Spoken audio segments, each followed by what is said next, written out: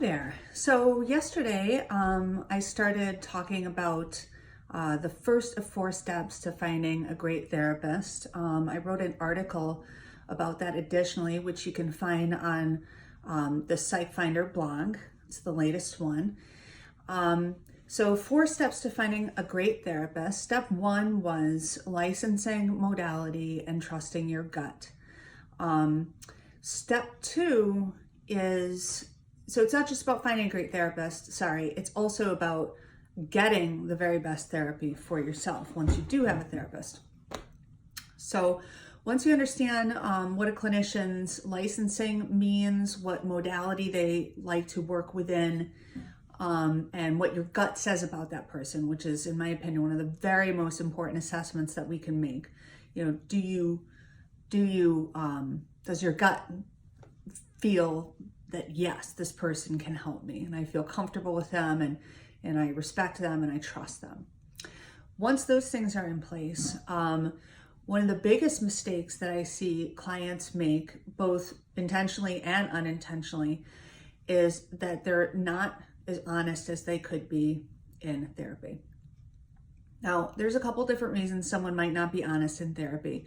The first one we can't do much about, and it's actually fine, and I think it pretty much happens to everybody, and that is because we aren't being honest with ourselves. So if we're not being honest with ourselves or telling ourselves the truth about something, of course we're not going to be able to be honest with our counselor.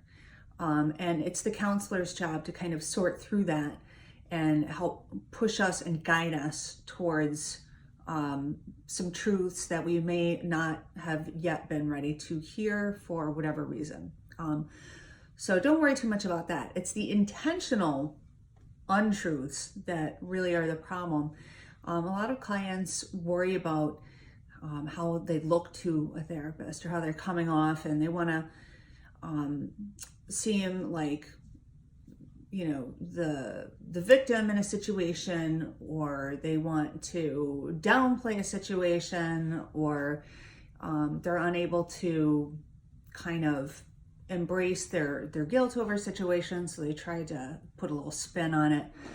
And of course, everybody has their own side of a story, but if you as the client can really work as hard as you can to be as totally truthful as you know how to be with your therapist, you're going to save yourself a lot of time, because eventually the truth is going to come out, right?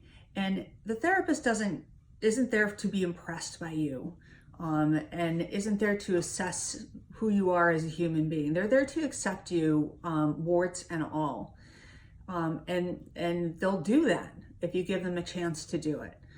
So do yourself a favor, and even if the truth is painful or embarrassing, or you come off looking not so great, maybe, just lay it all out there. It's confidential. You know, the therapist will have more accurate information to work with. They'll be more able to help you in a shorter amount of time. And again, as I say, I see this mistake being made time and time and time again. And it always kind of saddens me, because you can kind of, as a therapist, you can kind of tell when somebody's lying. You always want to say to them, "Oh, don't do that. You know, don't do that. Just tell me what's really going on, and let's just, you know, cope with it as best we can." So to the best of your ability, put it all out there. Your therapist is there to help you and is your person and will always have your best interests in mind.